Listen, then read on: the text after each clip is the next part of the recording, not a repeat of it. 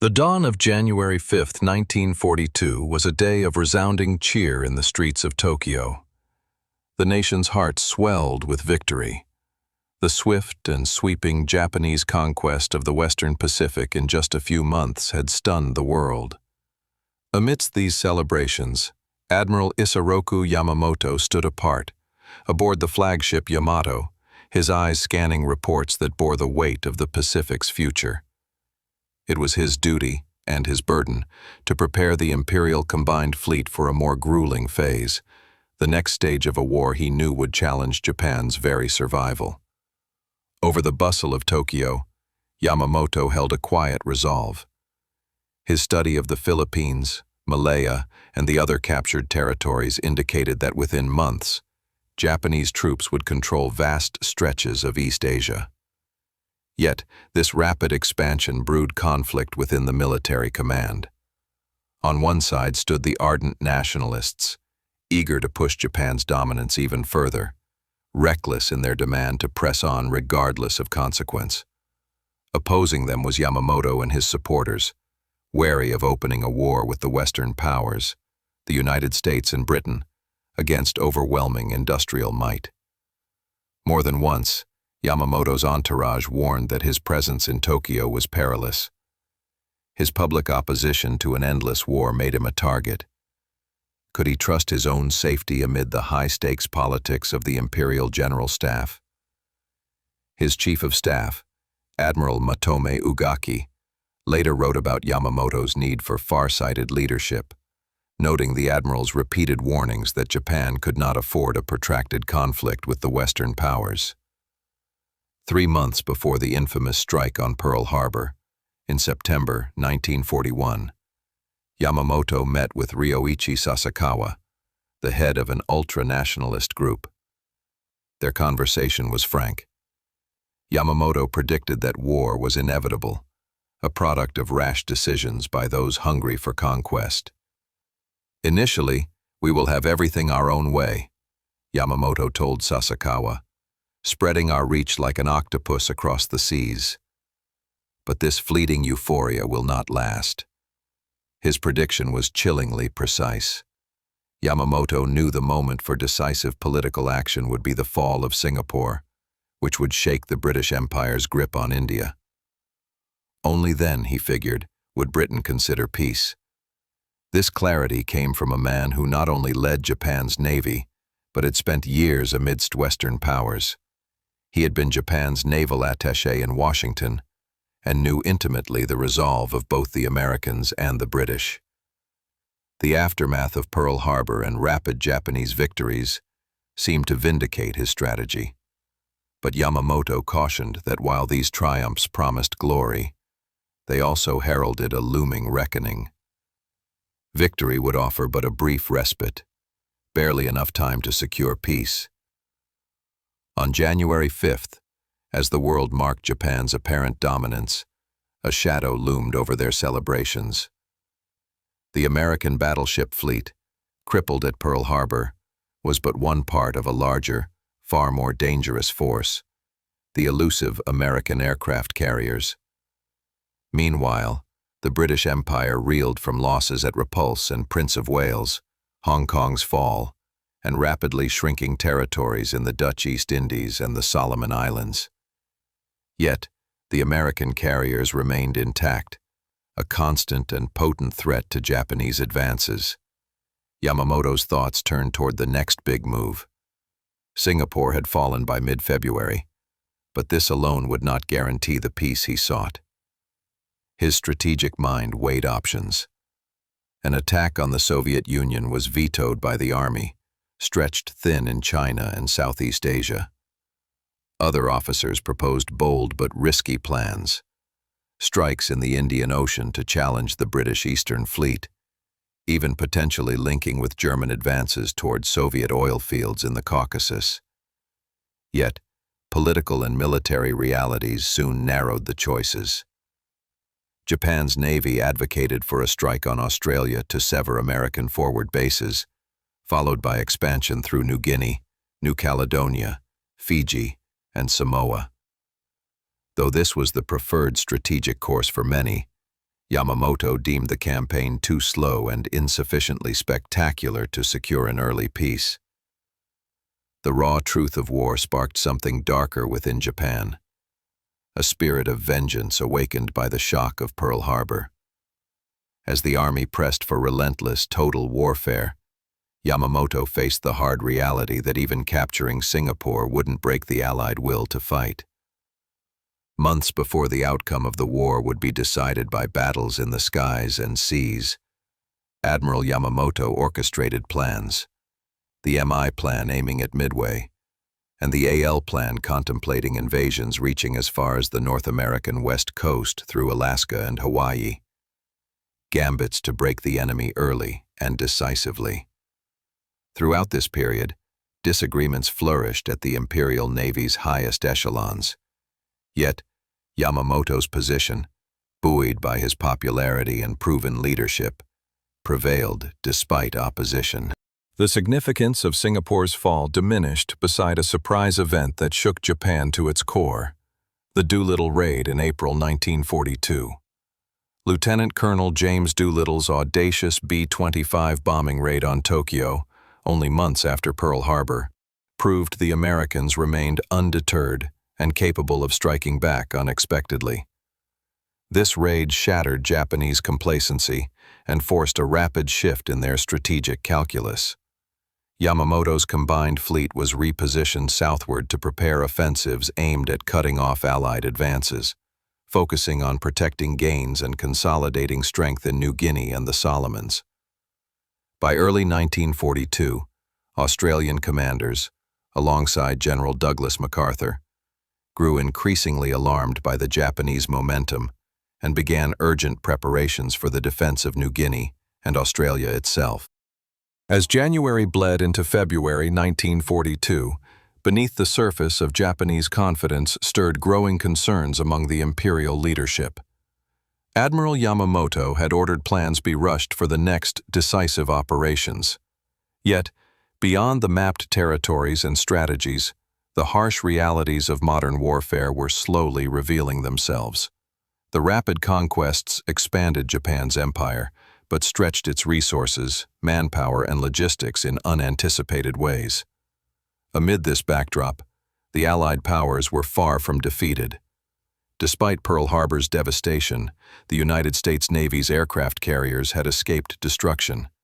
Silent predators now lurking in the vast Pacific, waiting for their moment. The British, staggered but unbroken, were already regrouping in India and Australia, preparing for counterstrikes. Within the Imperial Naval Command, optimism remained high, but so did frosty debates. The most ambitious plans, such as a strike on Australia to cut off Allied staging grounds across the Pacific, passed daily scrutiny. Still, to strategists like Yamamoto, boldness had to be tempered by the brutal calculations of supply lines, potential overextension, and the fury of an empire fully roused. On February 15th, the fall of Singapore shook the world and reverberated through Japan's halls of power. The loss dealt a psychological blow to the British Empire, but Yamamoto knew the victory did not mean peace. Rather, it was the signal of a deeper war, one where Allied resolve would harden, and fortunes could shift with new battles yet to be fought. As government and military leaders tussled over the next priorities, Yamamoto pressed for a bold stroke, the Midway operation. A plan so audacious it would lure the American carriers into a trap and deliver a knockout blow intended to secure Japan's dominance. Yet even as the plans for Midway were drawn, Yamamoto found himself navigating a labyrinth of political resistance. The army refused to divert its forces from China and Southeast Asia for a Middle Eastern campaign, while naval planners argued over timing, resources, and risk. The AL plan, contemplating an eventual invasion of Alaska and perhaps the American West Coast, lingered on distant maps, but was unlikely to materialize anytime soon. At the same time, the war within Japan's leadership deepened. Yamamoto's warnings about the dangers of prolonged war, His calls for diplomatic resolution sooner rather than later clashed with hardliners' belief in total victory through force. 3 months passed. Then a sudden, unexpected event shocked the highest levels of power: the daring Doolittle Raid. On April 18th, 16 American B-25 bombers launched from the USS Hornet and struck targets in Tokyo and other Japanese cities, a feat thought impossible so early in the war. The raid did not inflict severe damage, but shattered the myth of invulnerability. Japan's leaders scrambled to understand how the enemy reached their home soil and how to prevent future attacks. The psychological impact was devastating. The raid was a clarion call that Japan's enemies had awoken and would no longer be passive. The U.S. operation injected urgency into Japanese strategy, forcing rapid redeployment and expansion of defensive positions across the Pacific. New air bases were constructed. Reconnaissance flights intensified, stretching thin, already taxed resources. Amid the movement, General Douglas MacArthur arrived in Australia, keenly aware of the threat looming over New Guinea and the Solomon Islands. He cautioned that failure to contain Japanese advances could jeopardize all Allied efforts in the Southwest Pacific. Meanwhile, intense preparations were underway for an amphibious assault at Guadalcanal and Tulagi in the Solomons, spearheaded by American Marines and supported by naval firepower. This campaign, unprecedented in scope and risk, would test the mettle of inexperienced troops and seasoned veterans alike. The Japanese, though caught by surprise, moved quickly to fortify their positions, refusing to surrender the vital strategic points without fierce resistance. In Washington, Admiral Ernest King wrestled with limited carrier assets, rationing the most vital tools of naval defense amid pressing demands. Every allocation of aircraft and ships was an agonizing choice between competing theaters. As Allied forces gathered for the Guadalcanal landing, the stakes could not have been higher. Success would halt Japanese expansion and mark the beginning of a protracted, grinding battle for control of the Pacific.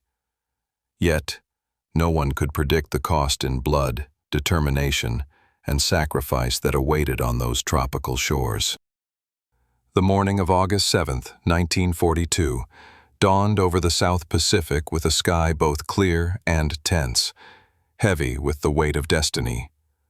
For the first time since the war began, American forces were not on the defensive. They were launching an audacious campaign to challenge Japanese expansion at its heart. The Allied invasion fleet, composed of 75 warships and transports, moved silently through the Seacock Channel toward Guadalcanal, Tulagi, Gavutu, and Tanambogo. From aircraft carriers, Saratoga, Enterprise, and Wasp, planes soared into the dawn to strike Japanese airfields and prepare the way. The surprise was total. Japanese seaplane bases at Gavutu and Tanambogo were wrecked by bombing raids so swift and precise, few planes escaped. On Tulagi and Guadalcanal, the Marines faced an enemy caught off guard, yet ready to fight. Unbeknownst to many, the campaign was not an easy victory in the making. Rather, it would be a prolonged, grinding battle demanding every ounce of courage, resilience, and innovation from both sides. The initial landings met little resistance, a cruel deceiver. Navy shells had blasted Japanese encampments. Tanks, engineers, and infantry escorted troops onto the beaches unopposed. Yet the jungle beyond whispered secrets of defenses that were rapidly being organized, fought with a fanatical determination. Lieutenant Colonel Merritt, Red Mike, Edson's Marine Raiders were among the first ashore at Tulagi. Known as the toughest of America's troops, they now faced their most grueling ordeal. Fierce firefights in thick jungle, steep ridges, and rocky ravines. The Japanese defenders, battle-hardened veterans, held their ground with extraordinary tenacity despite being outnumbered. Edson's men soon realized the ruthless nature of their opponent. Japanese soldiers fought not only with rifles and grenades, but with an unyielding spirit rooted in cultural codes of honor. Death was preferred to surrender.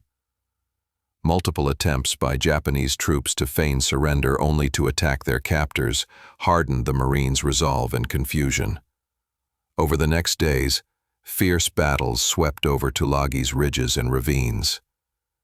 The Rangers battled uphill against machine gun nests, grenade-packed caves, and sniper fire from every angle.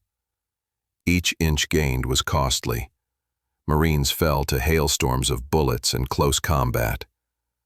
At the same time, on Gavutu and Tanambogo, similar fights raged. Japanese forces, entrenched on hilltops and fortified bunkers, repelled initial waves of Marines with deadly precision. Tanks came ashore, only to be met with desperate Japanese counterattacks, using gasoline-soaked rags, bayonet charges, and relentless assaults designed to halt the armored advance.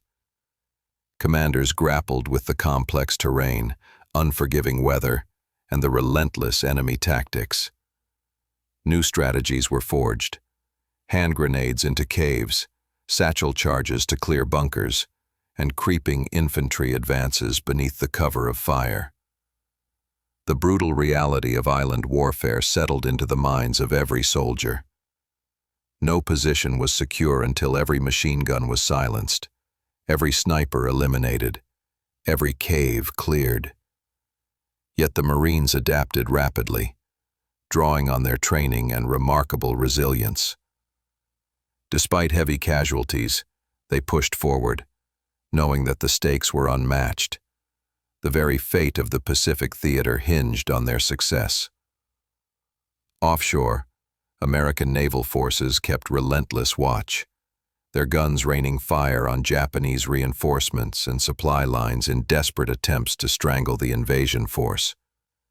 Meanwhile, Japanese command scrambled to regroup and reinforce, understanding that losing Guadalcanal would sever vital lines of communication and threaten their entire Pacific position. Despite the desperate conditions, the Americans had achieved a crucial foothold. This first taste of offensive campaigning marked a complete shift in the war's momentum. The Allies were no longer content with defense. They were taking the fight to the enemy. Guadalcanal was the opening salvo in what would become a long, arduous campaign, marked by extraordinary bravery, sacrifice, and an unrelenting will to win. August 1942. The fighting in the Solomon Islands intensified as American forces pressed their advantage. While Guadalcanal's initial victory seemed promising, nearby islands Tulagi, Gavutu, and Tanambogo revealed the real cost of war: ferocity, sacrifice, and fearless resistance. Lieutenant Colonel Merritt Edson's raiders, seasoned and fiercely disciplined, led the charge at Tulagi. The jungle was unforgiving. Thick vines, treacherous thorns, and steep ridges offered sanctuary to the Japanese defenders. But it was the enemy themselves who provided the greatest challenge.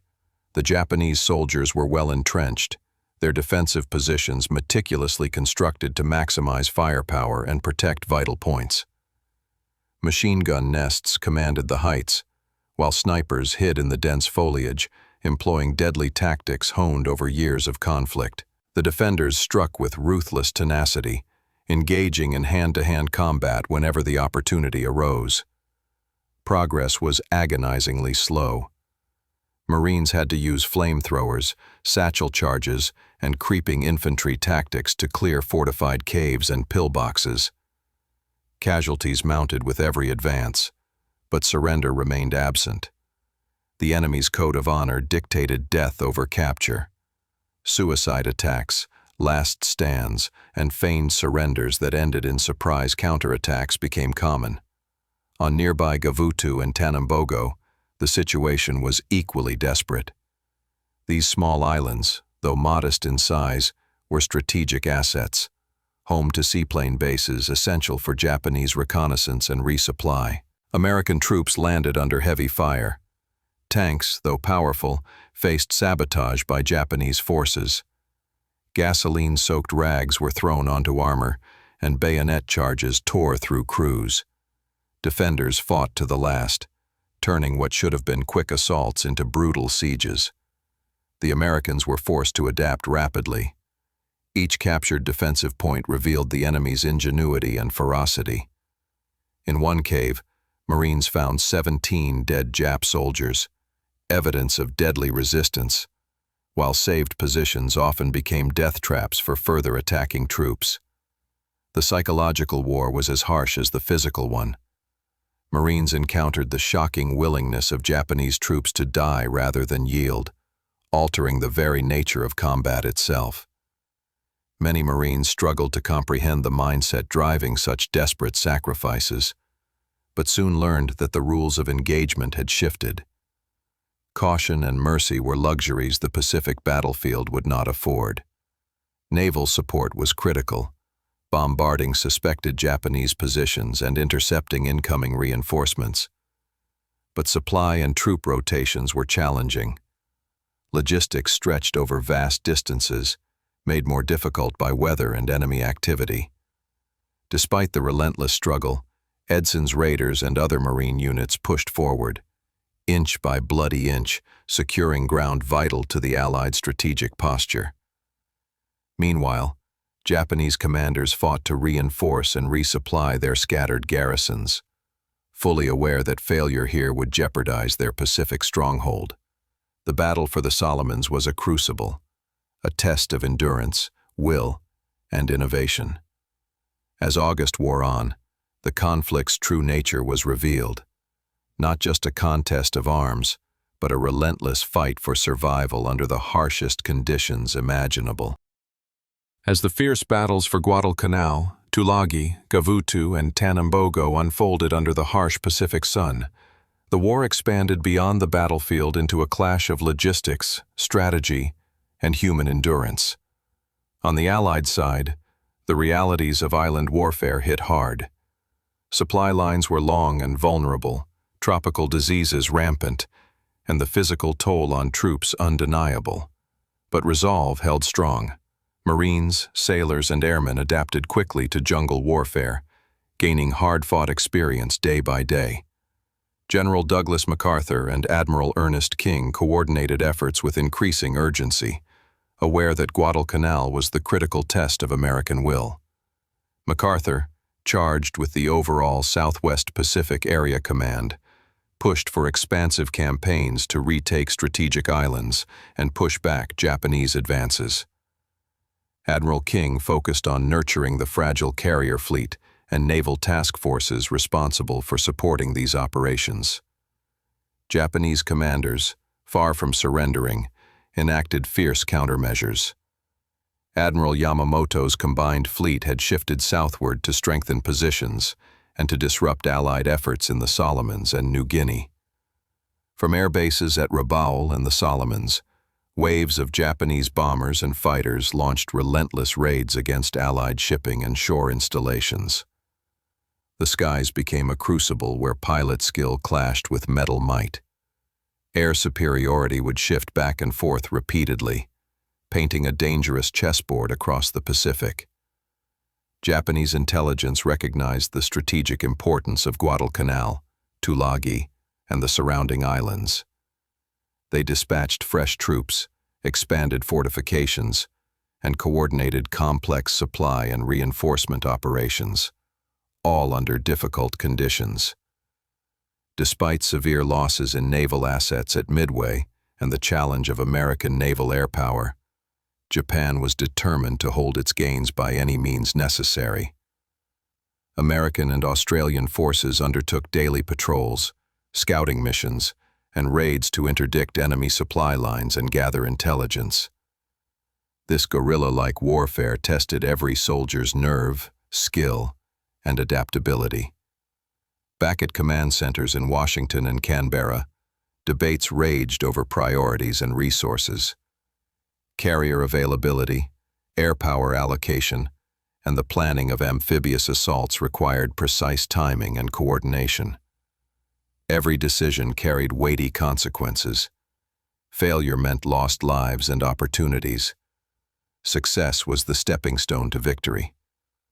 The months of summer 1942 thus became defined not by grand victories, but by a grinding war of attrition, where weather, jungle terrain, supply shortages, and brutal combat all intertwined.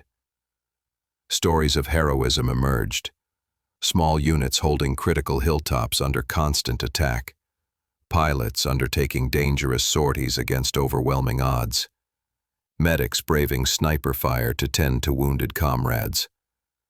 The battle was not only a test of firepower but of spirit, a battle to endure, to adapt, and ultimately, to prevail.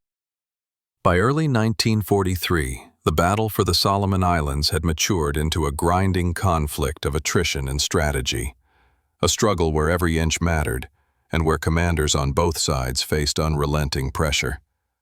The Allied foothold on Guadalcanal, Tulagi, Gavutu, and Tanambogo was vital, not just for territorial gain, but as a springboard for future operations across the Pacific.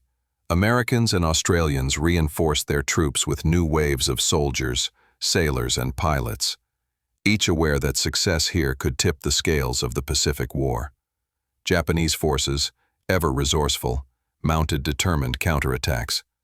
Their crews once praised the tactical prowess of their commanders and the ferocity of their troops. Despite increasingly tenuous supply situations and the strategic losses earlier in the war, naval battles raged nightly as Allied task forces and Imperial fleets skirmished for control of the shipping routes. Airfields became fortresses under constant threat, with every sortie risking explosive encounters above jungle canopies and sunlit seas. Inside command posts, intelligence officers pieced together clues from intercepted communications and reconnaissance flights, attempting to anticipate the enemy's next moves. Every decoded message, every scout report added to the weight of strategic decision-making. But war's fog always lingered. Miscalculations were costly, and opportunities fleeting. Meanwhile, the harsh tropical environment tested human endurance beyond the battlefield. Malaria, dysentery, and exhaustion claimed more lives than bullets at times, challenging medical personnel to innovate and adapt. Supply convoys braved enemy fire and treacherous waters to bring desperately needed food, medicine, and ammunition. Amidst these hardships, heroes emerged from both sides. Stories of courage and sacrifice became legend, whispered among troops, of sharpshooters silencing enemy nests against impossible odds, of pilots flying through hailstorms of anti-aircraft fire, and of medics risking their lives to save comrades in cracked foxholes. As winter waned and spring approached, momentum slowly shifted. Commanders on both sides realized that victory in the Solomons was becoming less about rapid conquest and more about who could endure the slow grind, maintain supply lines, and sustain fighting spirit. At sea and in the skies, new weaponry and tactics emerged. Allied technological advances began to outpace Japanese designs. Better radar and improved coordination made American forces more lethal by the day. On land, jungle warfare tactics evolved. Units became proficient at ambushes, patrols, and counter-sniper operations. Although the Japanese still held undiminished resolve, cracks were beginning to show. Weariness in troops, strained logistics, and the looming shadow of Allied air superiority. The campaign was far from over, but the tide had begun to turn. The vast blue expanse above the Solomon Islands became one of the fiercest battlegrounds of the Pacific War in 1943. As ground forces struggled below, the air war surged with an intensity that would test the limits of technology, training, and courage. For the Japanese, the skies around Guadalcanal were a lifeline. Airfields like Rabaul, Tulagi, and others provided crucial staging grounds for fighter and bomber sorties. Their mission was clear: disrupt Allied supply lines, destroy ships and aircraft carriers, and maintain air supremacy. But the Allies were matching this fire with a growing fleet of experienced pilots and more advanced planes. The U.S. Navy and Marine Corps, together with the Royal Australian Air Force, pushed back fiercely, using coordinated patrols, radar detection, and air combat tactics honed through months of bloody experience. Dogfights between nimble Mitsubishi Zero fighters and robust American Wildcats and Corsairs filled the skies. The Zero's agility gave Japanese pilots an edge in close combat, but the Americans' superior firepower, rugged aircraft, and longer-range capabilities began to shift the momentum. Pilots were more than just pilots. They were warriors, siblings, sons fighting a war many never imagined back home. They formed small squadrons, flying repeated missions despite fatigue, injuries, and losses among their comrades. The Battle of the Eastern Solomons and subsequent air engagements became legendary for their brutality and tactical importance. Fighter pilots faced death at every turn, from enemy guns, anti-aircraft fire from ships, and the unpredictability of weather. Control of the skies was not merely symbolic. It determined who could bring reinforcements, provide close support, and ensure supplies reached ground forces fighting to hold and expand their footholds. The American carriers suffered losses, but their relentless production and training pipeline ensured fresh aircraft and pilots arrived steadily. Japanese carrier forces, meanwhile, faced crippling losses, limiting their ability to project power and defend critical positions. Amidst the chaos, young pilots recorded missions in diaries stained with grease and blood, their voices captured in letters home. Stories of narrow escapes, close calls, and moments of poignant camaraderie. By mid-1943, the pattern was clear. The air battles were tipping irrevocably in the Allies' favor, paving the way for the slow but steady push toward Japan's perimeter. With the skies contested and the seas perilous, the battle for control in the Solomon Islands now plunged deep into the tangled jungles and harsh terrains below. The story of Guadalcanal and its neighboring islands was no longer just a struggle of strategy. It was a grueling test of human endurance, clashing wills, and sheer survival. As American and Australian forces pressed inland, they faced not only the enemy, but treacherous conditions.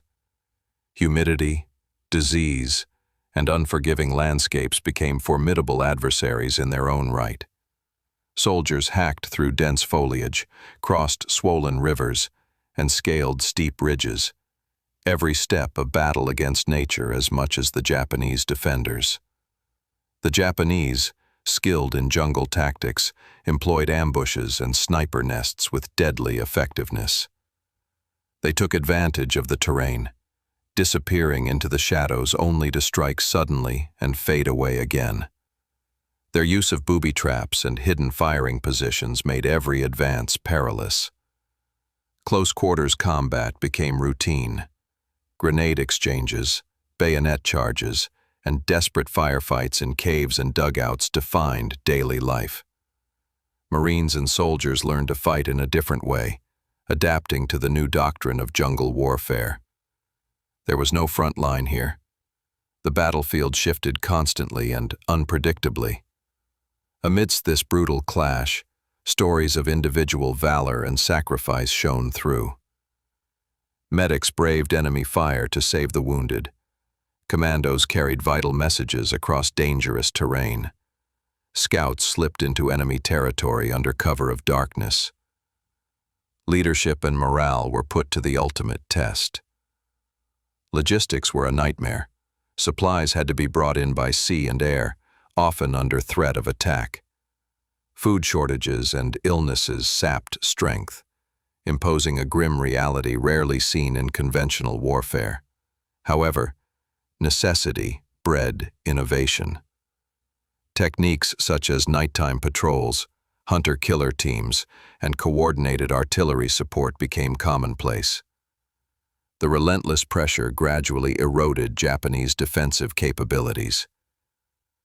By late 1943, the jungle battles had begun to turn. The Japanese were driven from key strongholds, their supply lines cut, and their forces increasingly isolated. But victory was never cheap. Every patch of ground gained was soaked in blood and earned with unyielding grit. The fight near Guadalcanal became emblematic of the Pacific War's savage reality. A war where valor, adaptability, and resilience determined who would survive the endless trial of the island jungles. As 1943 unfolded, the prolonged struggle in the Solomons began to reveal its true significance. A pivotal struggle that would shape the future of the Pacific War. The tide was shifting. The successful landings and tenacious defense of Guadalcanal, Tulagi, and adjacent islands bought the Allies a critical foothold, transforming the Pacific into a theater where control could be contested and won. No longer on the back foot, American, Australian, and Allied forces were beginning to dictate the tempo of war in the South Pacific. The Japanese response was desperate but unyielding. Reinforcements arrived sporadically, their supply lines harried by Allied air and naval forces that now enjoyed increasing dominance. Despite the growing challenges, Japanese commanders refused to concede lost ground, launching fierce counterattacks in attempts to retake key positions. In these battles, the role of intelligence became paramount. Code-breaking efforts, reconnaissance, and intercepted communications allowed Allied commanders to anticipate Japanese moves with increasing accuracy. Information became as vital as artillery and aircraft. The stakes escalated with every day and every flight, as both sides consolidated gains and probed weaknesses. Allied forces employed new tactics honed from experience in jungle warfare, improved supply chain coordination, and relentless pressure on enemy communication and logistics. Meanwhile, the American industrial machine roared to life, feeding the war effort with ships, planes, weapons, and men in unprecedented quantities. This vast surge in production translated into fresh troops and material, flowing steadily into the theater, slowly but inexorably overwhelming Japan's capacity for sustained defense. The psychological impact was equally profound. Stories of Allied resilience and victories bolstered morale at home and among troops, while Japanese forces faced the grim reality that their days of unchecked expansion were dwindling. Strategically, Guadalcanal became more than just a battle. The island transformed into a symbol of Allied determination and Japanese overreach. The campaign demonstrated that technological superiority, industrial capacity, and tactical innovation could overcome even the most entrenched and determined adversaries. Amidst the victories and losses, the human toll remained staggering. For every hill gained and supply convoy protected, lives were lost or irrevocably changed. The jungles remembered the sacrifice of thousands, their stories woven into the fabric of history that would one day define the cost of freedom. Part 10. The Legacy of Guadalcanal, a New Dawn in the Pacific. As the summer of 1943 progressed, the echoes of battle softened over Guadalcanal and the neighboring islands, but their significance resonated far beyond the jungles and beaches. The campaign had become a turning point, a testament to the Allies' ability to learn, adapt, and endure in the face of relentless adversity. The strategic victory at Guadalcanal halted Japanese expansion and marked the beginning of a sustained Allied offensive that would continue to squeeze the Empire's Pacific holdings. What began as a risky gamble transformed into a symbol of Allied resilience and tactical innovation. For the soldiers, sailors, and airmen who fought, Guadalcanal was more than a battle. It was a crucible that forged a new understanding of warfare and sacrifice. The experiences on this island and others shaped military doctrine, forged friendships across nations, and deepened the resolve of countless individuals. Veterans who survived carried their stories home. Tales of courage under fire, conviction in comradeship, and sorrow for friends lost in the swamp and jungle shadows. The campaign's brutal lessons and triumphs echoed through the closing chapters of the Pacific War and beyond, sealing Guadalcanal's place in history as a cornerstone of Allied victory. The Japanese forces, despite enduring staggering losses, never ceased to fight fiercely and with unwavering loyalty, inspiring respect even among their adversaries. Their fierce defense underscored the tragic cost of war, a conflict where valor and tragedy marched hand in hand. Guadalcanal's legacy endures not only in history books, but in the landscapes scarred by conflict, in memorials dedicated to the fallen, and in the hearts of those who recognize the price paid for peace. As the sun sets over the Pacific, the story of Guadalcanal serves as a powerful reminder. Victory is born from courage, sacrifice, and the unyielding will to stand against overwhelming odds. This was the dawn of a new era, the beginning of the end for the Axis powers in the Pacific. And with that dawn came the hope that through struggle and sacrifice, a more peaceful world might one day emerge.